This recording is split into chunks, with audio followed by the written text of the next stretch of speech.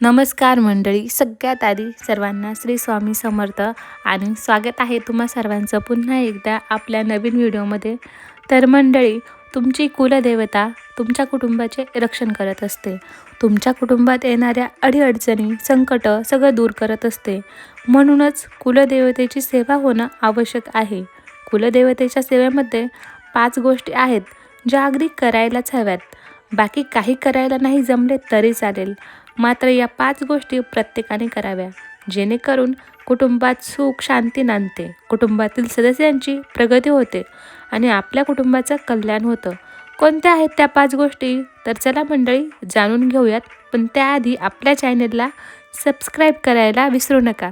तर मंडळी, कुलदेवता हा शब्द कुल आणि देवता या 2 शब्दांनी मिळून बनला आहे.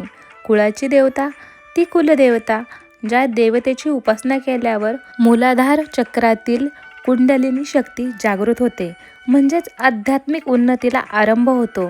ती देवता म्हणजे कुलदेवता.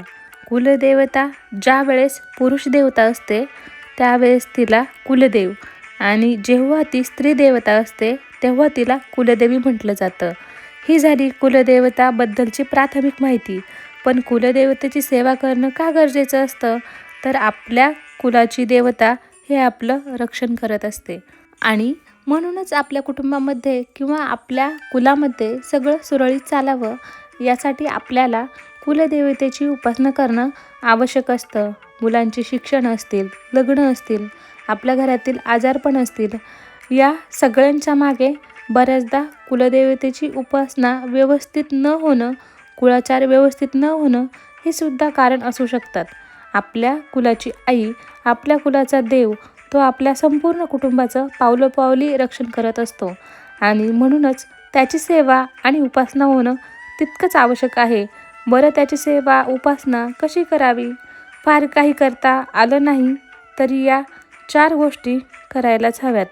आणि त्याची पहिली गोष्ट म्हणजे कुलदेवतेची मूर्ती, टाक किंवा फोटो यापैकी एक काहीतरी तुमच्या घरामध्ये असायला हवं. तुमच्याकडे पूर्वापार चालत आलेले कुलदेवतेचे टाक असतील तर अतिउत्तम.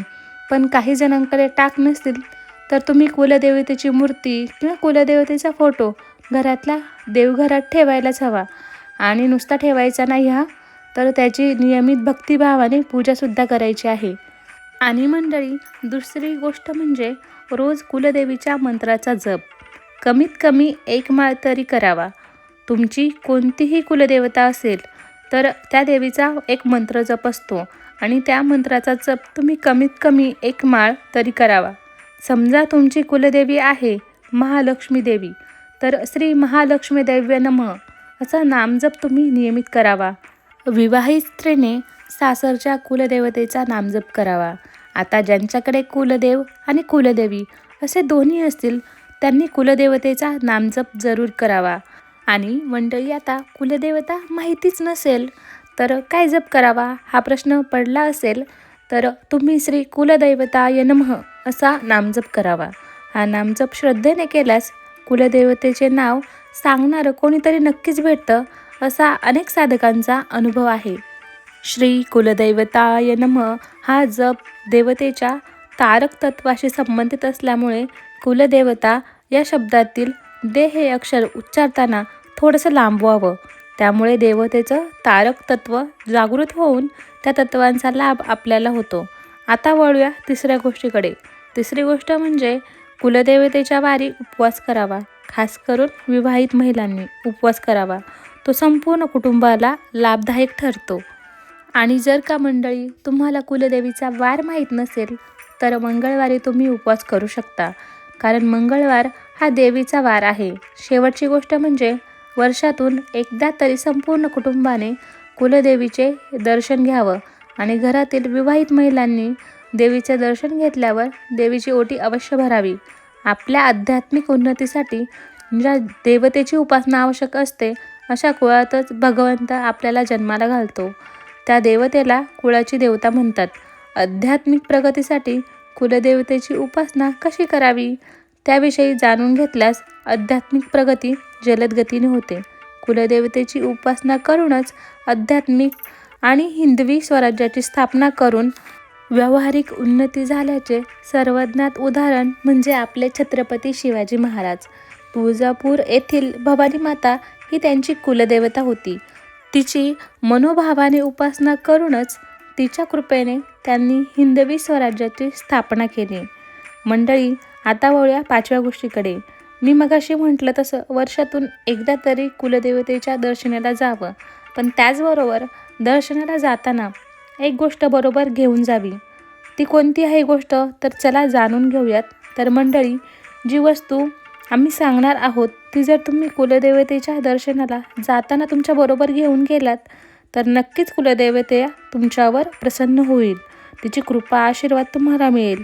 तुम्ही तुमच्या कुलदेवतेच्या दर्शनाला कोणत्याही दिवशी जाऊ शकता, परंतु जेव्हा तुम्ही तिच्या तीर्थक्षेत्री जाणार असाल त्यावेळी तुम्ही घरातून जात असताना तुमच्या घरातल्या देवतेची पूजा करणेसुद्धा आवश्यक आहे. कुणाचे कुलदेव असतील तर कोणाची कुलदेवी असेल तर कुणाकुणाची कुलदेव आणि कुलदेवी असे दोन्ही असतात.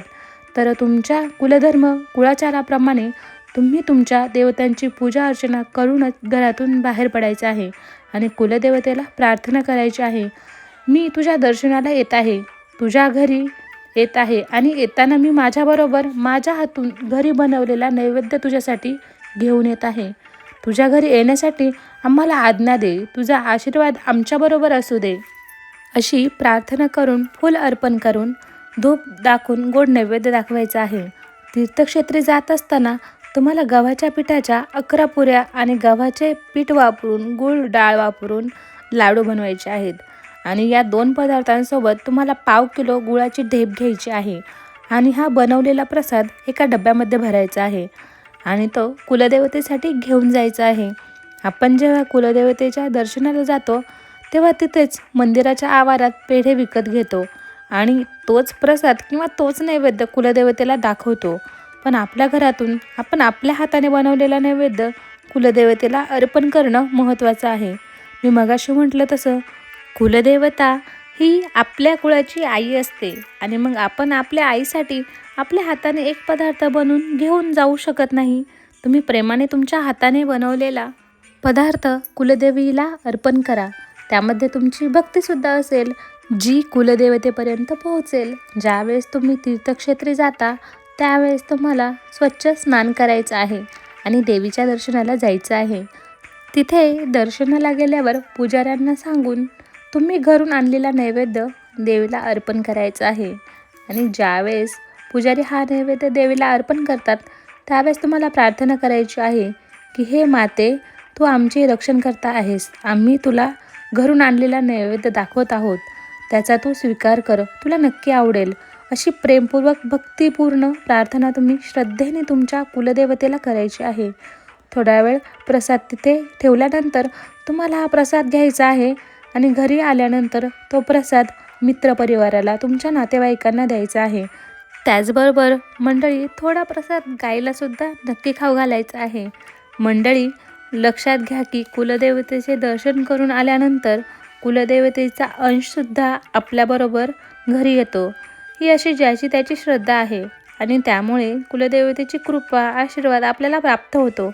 आजकाल लोकांना अनेक रेडीमेड नैवेद्य पेढे लाडू मिळतात आणि तेच देवीला अर्पण केले जातात. पण जर आपण आपल्या घरातून आपल्या हाताने बनवलेला पदार्थ देवीला अर्पण केला तर कुलदेवता आपल्यावर प्रसन्न होते.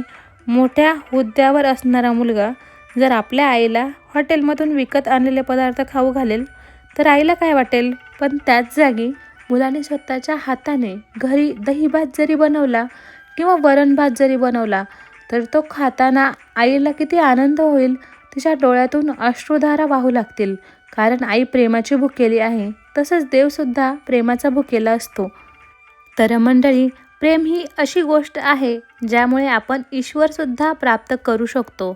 म्हणूनच कुलदेवतेला जाताना तुमच्या ऐपतीप्रमाणे तुम्हाला जमेल तसा एखादा गोड पदार्थ तुम्ही घेऊन जा आणि तो घरी आल्यानंतर सगळ्यांना वाटा.